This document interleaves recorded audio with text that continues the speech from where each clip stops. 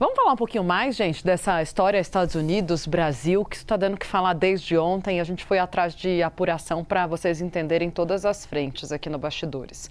O governo do presidente Lula traz uma avaliação sobre eleições, que é o que está na tarde, a gente falou ali rapidamente durante o meu outro bastidor.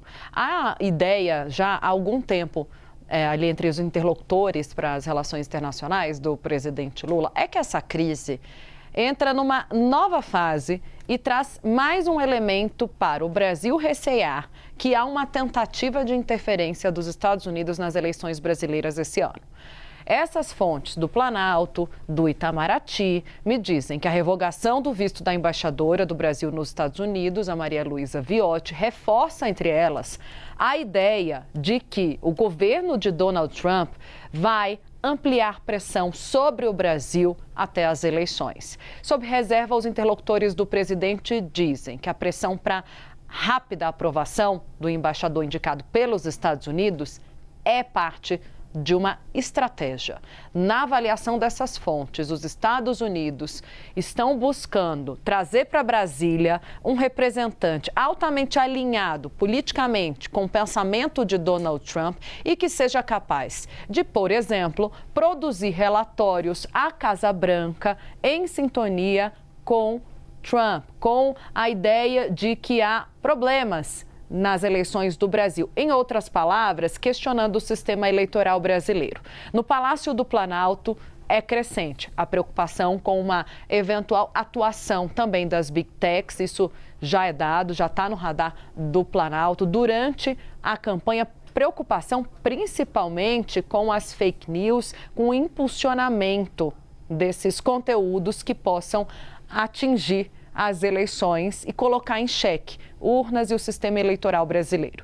A expectativa é de que novas medidas de pressão comecem a aparecer, de que não vai parar só na revogação do visto da Maria Luísa Viotti e já contam, por exemplo, com uma terceira rodada de tarifa ao Brasil. A escalada ocorre depois que o governo de Donald Trump fez a indicação, lá em junho, do deputado da Flórida, Daniel Pérez, para a Embaixada dos Estados Unidos no Brasil. Só que, para assumir o posto, ele precisa dessa autorização formal do governo brasileiro. O Planalto decidiu manter no banho-maria a análise. E agora, mais ainda, diz que não vai agir sob pressão, não vai acelerar a decisão para responder às pressões dos Estados Unidos. Hoje, auxiliares de Lula dizem que não haverá mudança sob pressão. É essa a expressão que aparece nos interlocutores para assuntos internacionais do presidente Lula. E fazem a recordação que a Convenção de Viena, que rege as relações diplomáticas entre os países, não estabelece um prazo para que essa autorização seja dada.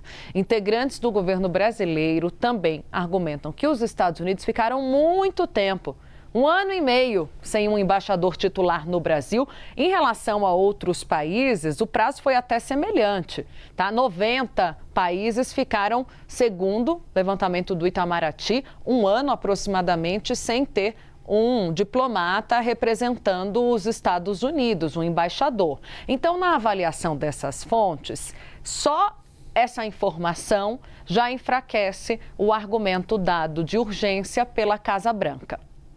Depois dessa demora detectada pelos Estados Unidos para autorização do novo embaixador, que ainda não é embaixador, os americanos revogaram ontem o visto da embaixadora Maria Luísa Viotti, alegando como justificativa a falta da aprovação do Daniel Pérez e a negativa de visto de 2 autoridades americanas. Aqui eu me refiro àqueles funcionários do Departamento de Estado, representando, portanto, Marco Rubio para as eleições no Brasil. Uma preocupação grande, né? Porque a gente já viu uma tendência Agriman. ali. O Agriman. Eu tenho uma história muito boa sobre isso que eu vou sintetizar. O Lourival estava ensinando a gente ontem a pronúncia correta, mas eu preferi não. Eu vou te contar uma história muito rápida sobre isso.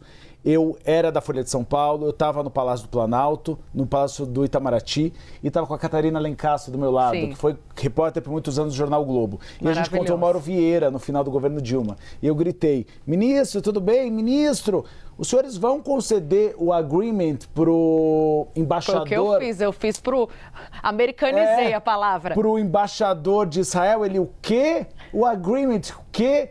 Aí a Catarina falou, seu burro é agrimã. Aí eu falei, aí o embaixador, o chanceler disse, o agrimã. É porque eles falam francês. O agrimã, ele fica mais abrasileirado, eu prefiro. Não precisa dessa pronúncia toda e francesa a palavra. Não. Não precisa não. Mas lá no Itamaraty todo mundo é fino, poliglota. Vamos falar um pouquinho de Lula? Mas de Lula em relação ao incômodo. Um incômodo com uma frase, uma brincadeira de um ministro, mas que não pegou muito bem no Palácio do Planalto. O presidente, ele demonstrou incômodo com a declaração do ministro da Defesa, José Múcio Monteiro, sobre uma eventual invasão dos Estados Unidos ao Brasil.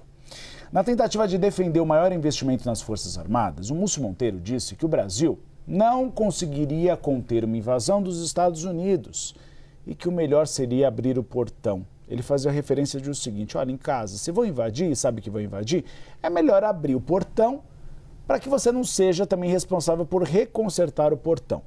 Foi uma brincadeira no sentido de dizer o seguinte, olha, para que isso não aconteça, a gente precisa investir nas Forças Armadas brasileiras. Só que a brincadeira do ministro foi avaliada como inadequada dentro do Palácio do Planalto, ainda mais diante da escalada da crise diplomática com o governo de Donald Trump. O diagnóstico, ainda, de que, diante do mote da campanha reeleição de defesa da soberania, Múcio enfraquece a postura de Lula em defesa da independência nacional. Segundo relatos feitos à CNN, Lula deve tratar do tema com Múcio em uma conversa reservada, mas o presidente já sinalizou que trata-se de um episódio isolado e facilmente superável. Ou seja, não há no horizonte a possibilidade de demissão de José Múcio Monteiro. Por quê? Porque Múcio Monteiro tem uma relação longeva de amizade com Lula. O ministro já pediu mais de uma vez para deixar o cargo, mas Lula insiste na permanência dele. Agora, para um eventual novo mandato, a grande possibilidade é que José Múcio Monteiro deixe o governo porque ele quer. E aí Lula vai indicar um novo nome para o comando da pasta. Isso, claro, se Lula for reeleito. Hoje, o nome considerado mais forte é o do vice-presidente Geraldo Alckmin. Além dele, Lula já foi recomendado a nomear uma mulher, ali numa tentativa de fazer história, como a primeira a comandar o Exército, a Marinha e a Aeronáutica. O plano de governo de Lula deve ter um capítulo à parte sobre a proteção do país, com a sugestão inicialmente da criação de uma Guarda Nacional para cuidar da fronteira e investimentos em inteligência militar.